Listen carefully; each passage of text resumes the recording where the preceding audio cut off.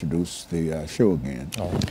But and in case I forget, but what I'd like for you to do is to look at these two personalities within the context of all the things that you've studied about them and writing your book and books and et cetera, and to look and to examine those two individuals, Dr. Martin Luther King and Adam Clayton Powell, and point out whatever the similarities or difficulties and et cetera, whatever you want to talk about. But I think that that would be good to end this, because these are the two most important individuals in terms of contemporary black society and the institutional church.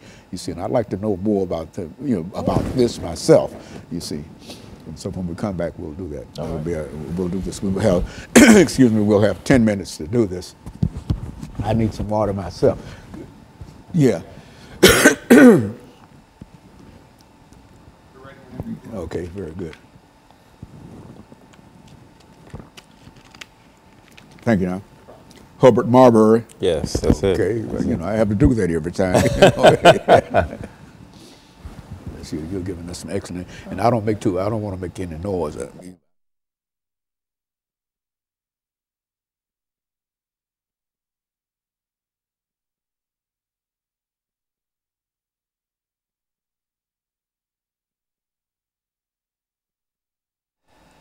Thank you and welcome back to the final segment of the show for today. We're talking to Dr. Herbert Marbury from Vanderbilt University, and he's giving us some information in reference to African Americans and the institutional church. Doctor, let's see if we might be able to pick up during this final segment to talk about what I consider to be two very, very significant individuals that you've already mentioned, Dr. Martin Luther King and Adam Clayton Powell. And let's see what you know about those individuals and how they fit into what we're trying to do at this particular time. Right. Well, in the chapter on the Civil Rights Movement, I take up Dr. King and Adam Clayton Powell as a pillar of cloud and fire. Dr. King as a pillar of cloud, and and Adam Clayton Powell as a pillar of fire. And when I say pillar of fire, I mean someone who kind of brandished, if you will, his brashness, a boldness, a certain radical nature. Adam Clayton Powell was very clear while he was in Congress that he called himself the baddest Negro in Congress. Yeah, go on. Right. and he flouted the rules. He didn't stomach segregation. He didn't take kindly to the kinds of conventions that made African Americans second class. And part it had to do with his upbringing, had to do with who he was, but it also had to do with, I think, growing up in Harlem. And he really was, I call him, a son of the Harlem Renaissance. He was the new Negro, as I understand it, that the Harlem Renaissance writers had hoped for. He started one of the first boycotts of the public transportation system in Harlem. One of the first sort of public service programs at his church at Abyssinian Baptist Church. And by the time he went to Congress, he was pastoring the largest Protestant congregation in the nation. Adam Clayton Powell is known for his he's not only known for his pastoral work, but he's known for the Powell Amendment, which was a little known sort of codicil that he would add to every bill that sent funding for public accommodations. And it was a bill that said that public funding could not be used for segregated institutions. It angered Southern segregationists throughout the country, but it also angered African Americans, because some of those schools were African American schools in the South. Although they were segregated, they were starved because they also needed the public funding. But Clayton Powell didn't care. What he was concerned about was ensuring that those who wanted segregation had to pay for it. And so he starved them all to death until he was able to get the Civil Rights Bill in 1964. That was his victory in the Civil Rights Bill of '64. He was there when Lyndon Baines Johnson signed it, but so was Dr. Martin Luther King Jr. And King, who was, now they were both princes of the Black Baptist Church. Adam Clayton Powell had gone to, attended school in New York. His father, his father, in many ways, had groomed him to be a prince of the Baptist Church. Martin Luther King, as Dr. King, as Dr. King's father. Good. His father pastored Abyssinian, while Dr. King's father pastored Ebenezer, and they both groomed their sons for the roles that they would take. They both went to elite schools, Morehouse College in the South, and they both were products of the black middle class.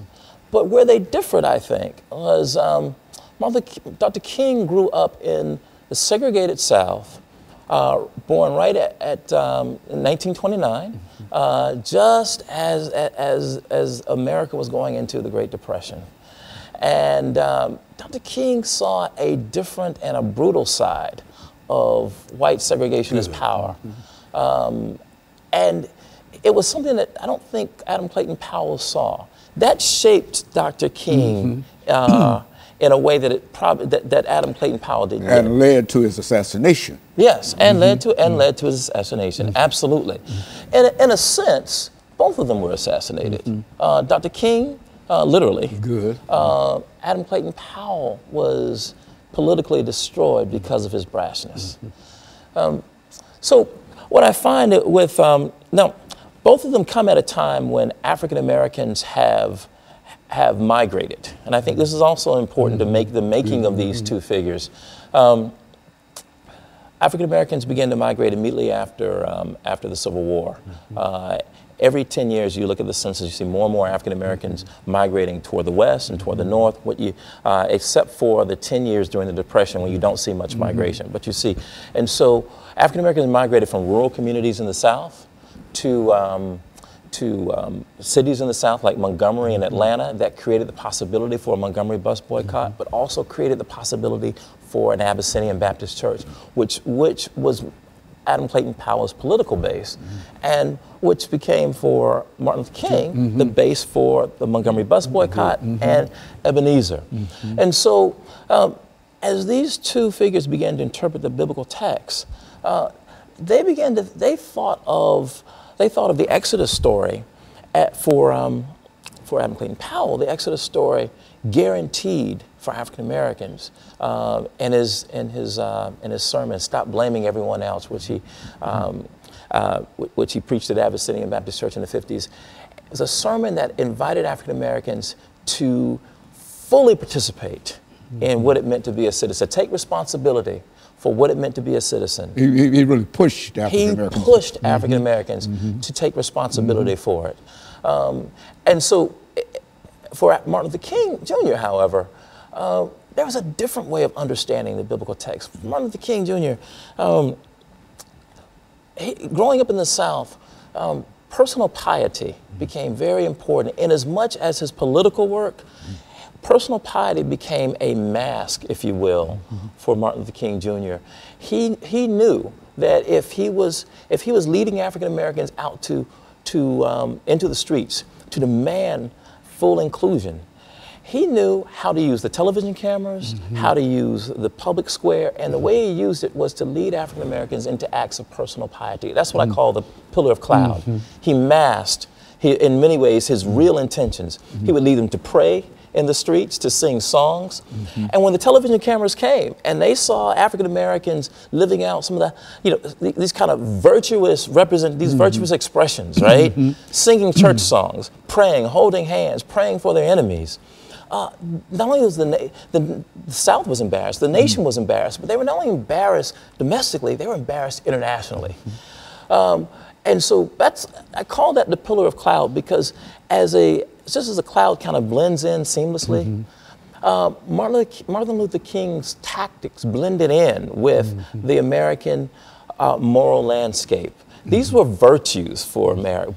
And this was also Dr. Martin Luther King behind the veil. Yes. And you know more about that because of one of your professors, I'm sure. Dr. Baldwin. Dr. Baldwin, Right, he talked about right. that and et cetera. And I think that Yes. you're an excellent reflection Yes. in terms of what he said about that and some of the things that you're saying Yes. about that. And I want you to know that the information that you're giving us now is very, very precious. Right. And I think that understanding these two individuals Right. and some of the things that they faced and how different they were, one from the north and one from the south, yeah. but yet and still they had the same commitment, and while they went about it differently, they had the same commitment in terms of the uplift of African Americans to eventually reach the promised land. Right. And I think that that's what we're still trying to move toward. And that's Is what that- that's what we're still trying. That's what I hope that as you read my book, but as we think about biblical interpretation today,